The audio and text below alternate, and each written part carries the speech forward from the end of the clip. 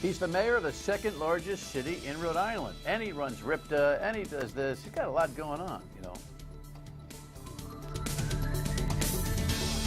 Yeah, Scott Avedisian is my guest tonight as we check in with the communities all around Rhode Island for 2015 and get a little perspective. He's got a lot, and so I'm going to shorten up the rundown because he's a big-time guest, you know.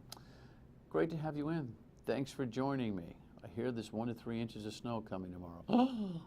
What a wonderful day it was today, huh? 36 degrees, a little bit of melting, roads just wet, nobody complaining. Today, anyway. Let's go to the rundown real quick and check on some of the things. I only put a few things in the rundown. You can't avoid the celebration, right? But on a much more serious note, what a difference a country's response makes. And wait till you see the data here. But before you start judging the young people, I'll tell you a little story. All right, let's jump into the rundown. This is kind of an embarrassing moment for me in a moment here. I'll tell you why, but it was very, very nice for the Patriots and the city of Boston and the region and all those folks who went up to the parade today. Headline here, of course, shows the boss in his funny cap. He doesn't worry about his wardrobe too much, ever, so why would he with his funny cap? But clearly he's the best in the business, no doubt. And you know what? It was the right kind of weather. You know, you didn't even have to wear a hat if you didn't want to. It's a break in the middle of the sub-freezing temperatures, so there's Mr. Brady and Child, and you got the whole group. I just ran into Patrick Little in the hallways. He was up there all morning long. I said, "How was it?" He said, "A little chilly, a lot of people." Spoken like a former sports anchor who now just does the news. Anyway, can I just make a little note here about this duck boat thing? You may have seen me yesterday on the program, if you watch every night, and I appreciate when you do. I said at the end of the program that Tom Brady showed his class by giving his car to Malcolm Butler in the parade. I don't know how that got into my head. For some reason, I had, like, there was an MVP duck boat, and he's giving his car the MVP vehicle, which was actually a truck, I think, wasn't it? Yeah, to Malcolm Butler for that interception. All right, I embarrassed myself last night. And you know, and Jess watched me do it, and she didn't say anything. She thought, well, maybe you know something I don't know. We're in the communications business here. Anyway, now that we got that straight, let's go to the Jordan response. And this ain't funny. None of this has been funny. ISIS isn't funny. The headline talks about the now war the Jordanians are waging on ISIS. We have a very intra-Arab violent situation going on right now. CBS cuts to the latest. Jordanian justice came down swiftly. 2 prisoners executed at dawn, their bodies taken away for a burial a short time later. One of those hanged was Sajida al-Rashawi. She was Jordan's key bargaining chip in prisoner swap negotiations between Jordan and ISIS. The video showing the pilot's gruesome death was highly produced and scripted using state-of-the-art graphics. It highlighted the close relationship between Jordan's King Abdullah and President Obama, and Jordan's role in the U.S.-led airstrikes against ISIS in Syria and Iraq. Well, the media is fascinated about the high-level production, and I'm sure that the media is. It's part of the whole pizzazz of this terror, right? The real story here is that the Jordanians do it differently than we do. We don't take lives for lives. They do. They're an ally. It's interesting. Now you see that there's a whole different thing that ISIS is going to have to deal with here, and that is the protocols, the due process, the Constitution that America works with. It's not in Jordan. So take note, this thing is going to take some wacky turns, no doubt about it. Let's move on. Yeah, I just picked this up today. It's not necessarily a mainstream worry right now, but here's a poll. This is from the Fusion website. They did a really massive poll. First of all, they found out that Hillary Clinton is the top choice for millennials for 2016. But look at that orange. That represents 77% of those polled who could not answer the question, can you name one of your U.S. senators? Okay? Is that good for you? Now, I'm going to have to check my own college kid, who I believe qualifies as a millennial. This was Americans 18 to 34, and frankly, not all the older group is not necessarily a millennial, right? They're generation what? Y or RX or X squared or something like that. But before you start to think that America is going to hell in a handbasket and that the generation coming up to lead is clueless, I will promise you it's the same everywhere. If I took a survey, I've done this in my own broadcast facility 10 years ago on a whim, 10 basic civics questions, including name a Rhode Island senator or a congressperson. Most of the people, professional people, sales, broadcasters, administrative people, most of the people got an F on a very basic civics test. We are the most uninformed free country in all the world. And I don't know what to do about it other than to point it out. Anyway, your state of mind is important to me. You tweet at us, you Facebook post, you call us.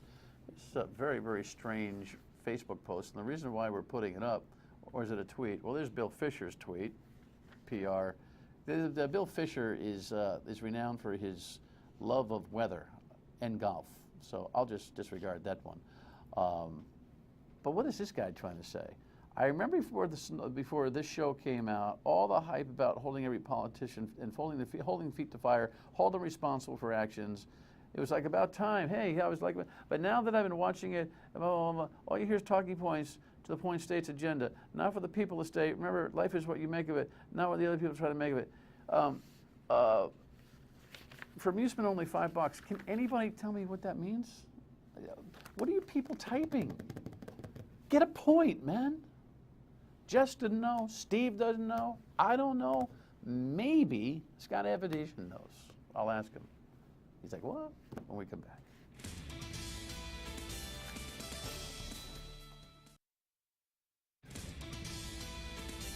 All right, so he came here and he's down 27 pounds just to show off, just to try to get the edge on me. Snow, snow, snow, snow. We have B-rolls of snow, as we say in the business. That's actually from Warwick. What hill is that, Mayor? What is that? Can you tell? Warwick trivia. That looks like that is Salter Grove. All right, and that's Warwick, or I think, whatever. I got some listener response on the radio today and yesterday and the day before that actual snow removal in Warwick went reasonably well. We have the same team that we've had in place for a while what we try to do is we leave a driver in their route so they know the problem areas, they know the cul-de-sacs, they know the little streets that are streets that really look like alleyways. By the way, welcome. Thank you. Skinny. Yeah. No, but not by far. More to go. Are you kind of having some fun with your friend Cranston Mayor Alan Fung, who responded well once they figured out that some guy who didn't know a neighborhood, I saw this on Channel 10 last night, forgot a street and literally left like 4 houses up to here because he forgot a street. No, I mean, we have some They of that. responded quickly, Yep. by the way. We have some of that all the time as well. We have some new drivers in some old routes where really seasoned people retired last year. And we had to call in a couple of times and say, don't forget that in Patuxent Village, at the end of this road, the street does continue. It looks like it's an alleyway, but there's 2 more houses inside that only have access out to that road. So yeah, I think that's normal. That happens virtually in every store. Well, I would think with all the years that you've been the mayor that you know every mailbox at this point.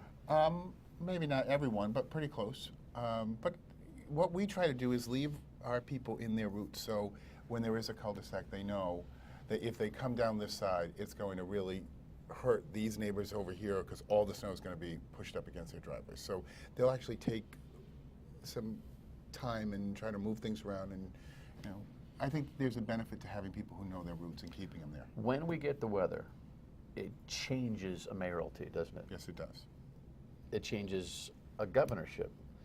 And I've been saying to the local mayors, I think you actually have a more difficult challenge because although Gina Raimondo got high praise for being in charge for the blizzard, you're the ones that have to make sure that every street and every cul-de-sac gets done, or whatever initiatives that you might think are grandiose for your community are all forgotten. Well, you have to make a decision. Do you pick up trash? And if you are going to pick up trash, that means people are going to need to get their bins out to the road. Right. If the snowplow's coming down the street and takes out all those bins and knocks the trash all over the street, then you're in a lot of trouble. So every decision has other ramifications that you have to make. And fortunately, we have a team that's been there for a while who says, you know what, we'll do this because we know that we can move this before we need to do the snow. This was raised amidst actually some high praise for the job that Warwick did on its roads. And this is a citywide, statewide type of thing. So you get your own plows that are driving down 117, plow up, because that's a state road en route to the local road. I talk with mayors about this all the time. We have got to do a better job saying, all right, look, what's in front of us matters. You shouldn't have a plow up. Right. You shouldn't have a plow up because it's not your road, even though it's really considered. Who doesn't consider 117, Warwick Avenue, whatever, The first passes will do that. The problem is that once you get into where you're widening the roads up, you really need to put your attention to what roads we need that we're in charge of. So we'll do that at the beginning, and then you get to a point once the state arrives. So you will hit the state road in order to get to the other roads? Right. At the beginning. At the beginning. Once the state shows up to do their roads, then we let them do their part and we do our part. Something tells me that we could reorganize this thing better.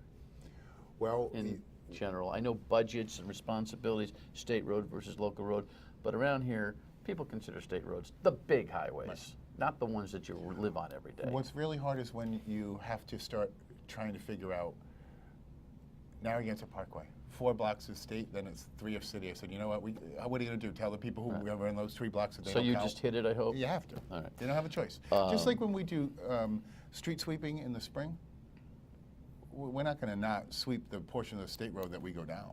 That's what you have to do. Right. Give me a short answer. I don't want to belabor the point, but you've had a gentleman that we've had on the air, this guy Rob Cody, who is now notorious for taping your DPW team, following them. I think he makes a good point about efficiencies. Are you still respecting his critique, or are you thinking that he's nothing but a gadfly driving you crazy and it's not real? Every time we get a video, we take it very seriously, and there have been times when he's been absolutely correct, and we've gone out and disciplined people and made changes. Do you think it's endemic to just your city, or do you think this is a municipal challenge all across the land? I think it's not only municipal. I think it's everywhere. I think you have situations where some employees are going to require constant supervision. And when it's not there, when they don't think someone's paying attention, they may not do the job the way that they're supposed to. Do you crash down hard enough of the offenders, do you think? I think so. I think we have done that in the last 6 months to really show that we were serious, and that changes things. All right, let's talk about some of the good stuff. Actually, why don't we pause here? So because there's all sorts of things going on with Green Airport, good stuff, or a couple of concerns the mayor has. I want to talk about RIPTA because he chairs that. He's a busy guy. He's lost 27. Stay with us. Good morning.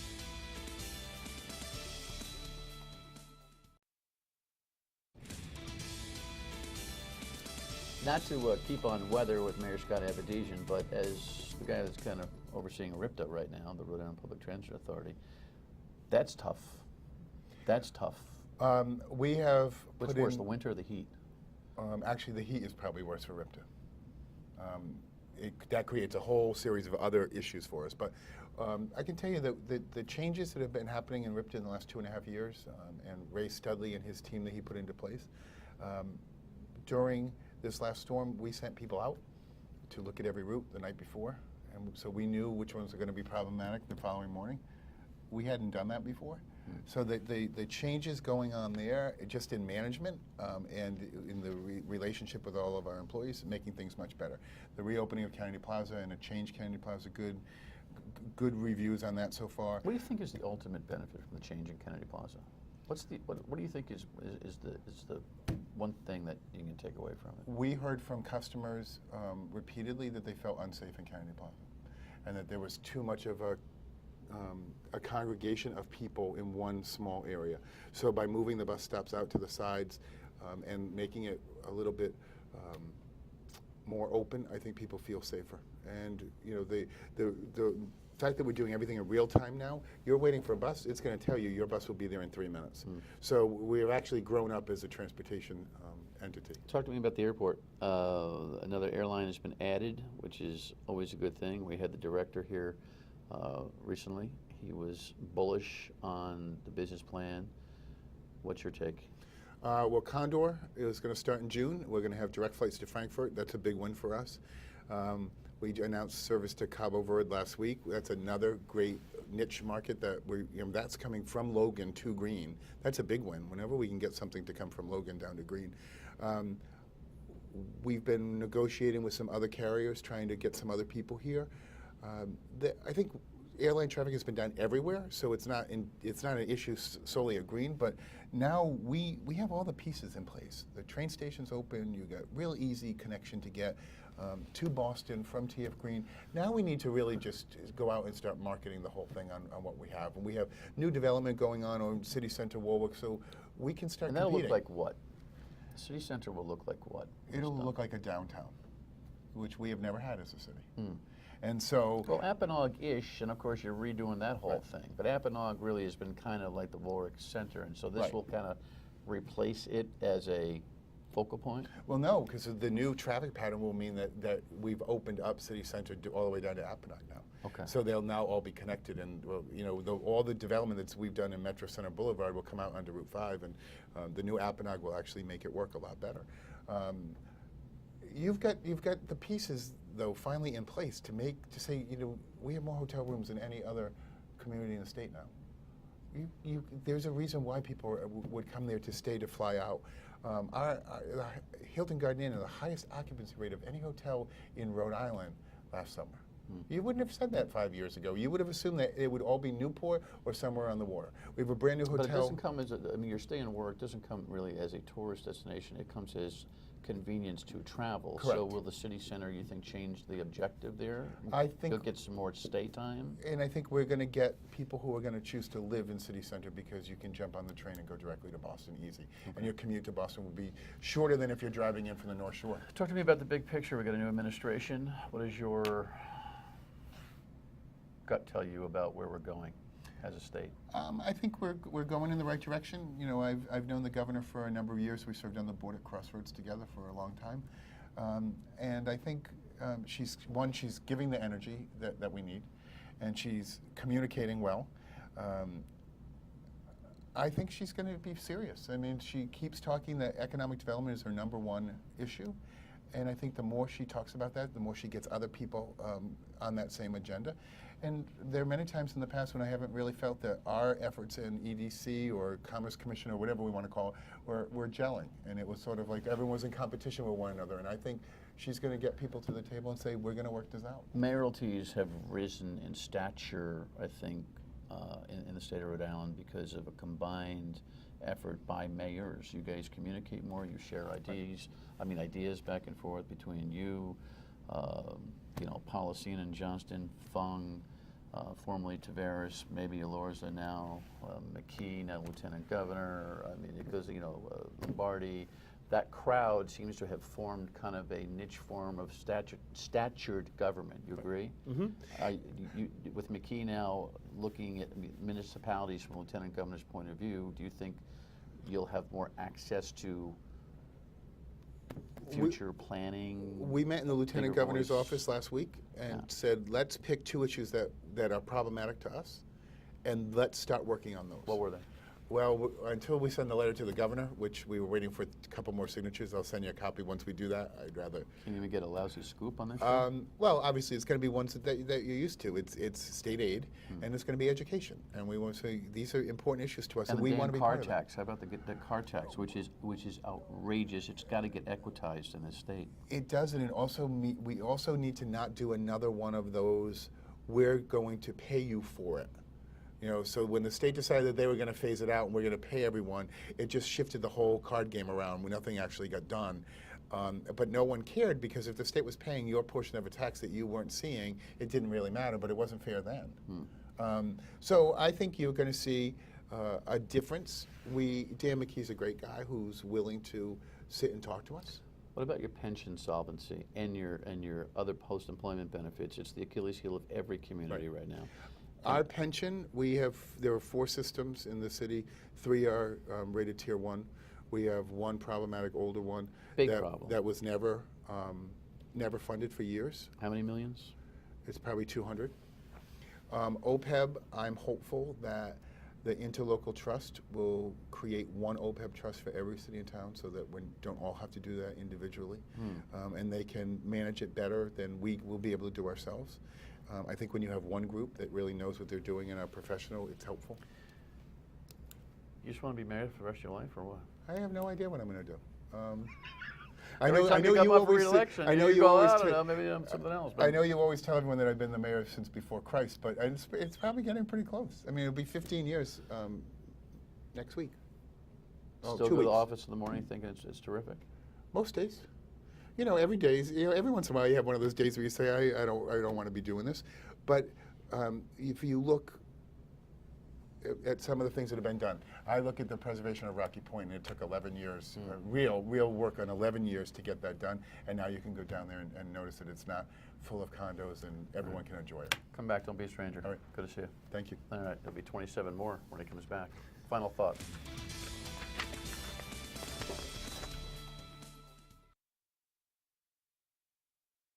All right, don't freak out. 1 to 3 inches tomorrow. It's no big deal. 3 to 6 on the weekends. No big deal. It's supposed to stay cold all the way through March. It's no big deal. Tomorrow night, a psychology professor from PC will talk to us about the Tsarnaev jury selection and why it's taking so long.